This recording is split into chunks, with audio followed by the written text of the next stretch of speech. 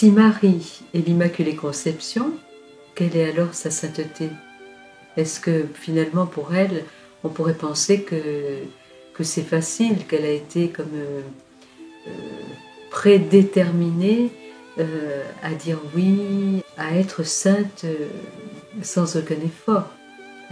Je crois qu'il nous faut vraiment rentrer dans une nouvelle compréhension, un nouveau regard, parce que Marie a été créée libre, elle était libre, elle avait aussi la possibilité du non.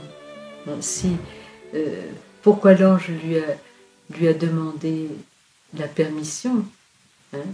Il a fallu l'assentiment de Marie, il a fallu qu'elle dise oui, elle n'a pas été obligée au départ. Donc Marie a été, tout au long de sa vie, a été libre de ses attitudes, de dire oui ou de dire non. Et si l'on pense à Ève, Ève aussi, Ève a été créée sans péché. Et pourtant, eh bien, elle avait cette possibilité du non, et là, elle n'a pas su résister. Ensemble, ils n'ont pas su résister, et ils ont fait le mauvais choix. Mais elle était libre, comme Marie aussi était libre. Alors, quelle est la sainteté de Marie alors, hein? Est-ce que de toute façon, elle a été créée sainte depuis le commencement, ou est-ce aussi un chemin? Ça ne lui a pas épargné tout un chemin, hein? Et je crois que la sainteté de Marie, finalement, ça a été cette adhésion instant après instant à la volonté de Dieu qui se présentait à elle, d'une part à travers les événements, hein?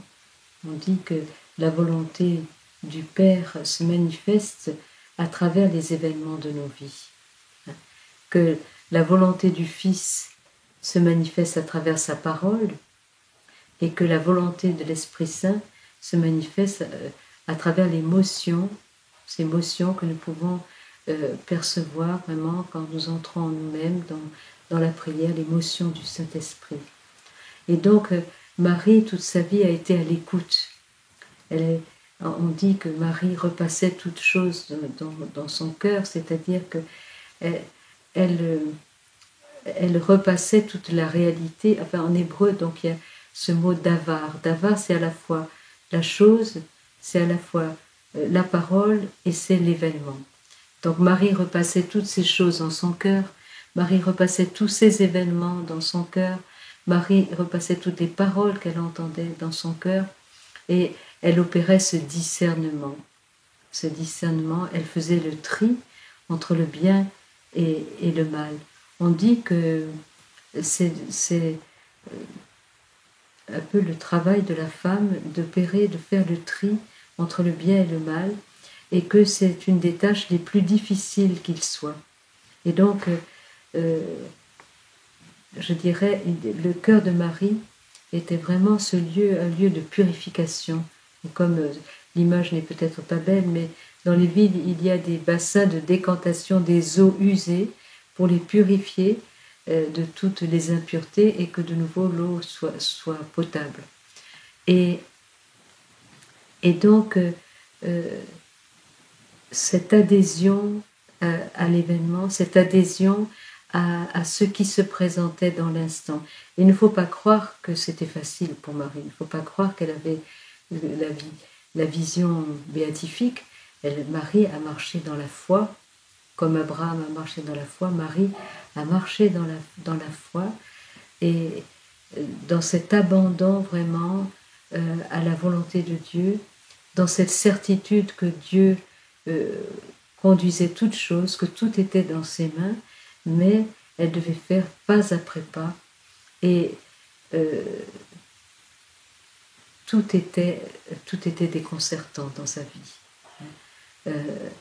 Un intime de la Sainte Vierge nous partageait que quand dans sa vie, la Sainte Vierge avait été complètement déconcertée. À partir du moment de l'Annonciation jusqu'à la résurrection, tout était déconcertant. C'est évident que c'était merveilleux de recevoir cette annonce qu'elle serait la mère du Sauveur, mais tout ce qu'elle a dû affronter dans sa famille, dans son village, avec Saint Joseph, hein, cette attente, ce silence qu'elle a gardé, jusqu'à ce que Dieu lui-même intervienne et dise à Saint Joseph de ne pas craindre de prendre Marie chez elle, car l'enfant qu'elle portait venait du Saint-Esprit. Eh bien tout cela, on imagine que c'était une souffrance profonde dans le cœur de la Vierge, même si elle continuait de faire cette confiance. Hein. Et je dirais, la sainteté de Marie va être dans la manière dont elle a accueilli la réalité de sa vie. Hein, et où elle a continué de garder la confiance, la foi, l'espérance et la charité. Elle a continué d'aimer dans tout ce qui pouvait être déconcertant. Et c'est ça qui fait sa sainteté, c'est ça que nous avons à recevoir d'elle. Hein. Parce que, je dirais, la sainteté de Marie, c'est une sainteté maternelle dans le sens où, comme dit la petite Thérèse, le trésor de la mère appartient à l'enfant.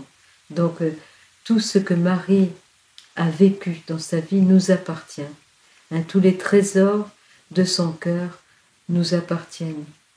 Et plus nous nous approchons d'elle dans l'intimité, et plus nous pouvons comprendre son cœur, plus nous pouvons recevoir toutes ces grâces, hein, toutes les vertus de Marie peuvent nous être communiquées à travers cette intimité, hein, vraiment à travers la contemplation de Marie, la contemplation de son cœur. Et je crois que Marie, vraiment, par sa sainteté, nous entraîne, nous conduit et nous conduit sur le chemin de cette Pentecôte d'amour que nous attendons, hein, qui nous est promise. Et comme il a été dit à Fatima, comme elle l'a dit à Fatima, elle a dit « À la fin, mon cœur immaculé triomphera. Hein. » C'est-à-dire que, pour moi, je pense que ce triomphe du cœur immaculé de Marie, il va se faire à travers, pas seulement le cœur de Marie, mais à travers nos cœurs unis au cœur de Marie. Si nous plongeons dans son cœur immaculé, si nous nous laissons immaculiser, et si nous changeons de notre regard, alors à ce moment-là, le triomphe du cœur immaculé va pouvoir s'opérer. Mais ça ne se fera pas en dehors de nous. Ça ne se fera pas comme d'un coup de baguette magique, ça se fera à travers l'acquiescement à notre propre transformation. Alors, vraiment, dans ces temps, n'ayons pas peur de nous approcher de Marie, de la contempler dans son humanité, comme vraiment notre mère, c'est-à-dire quelqu'un qui est très proche de nous, et de nous laisser communiquer, de nous laisser infuser toutes ces grâces, toutes ces vertus, tous ces dons, pour que enfin triomphe le règne de la paix dans ce monde.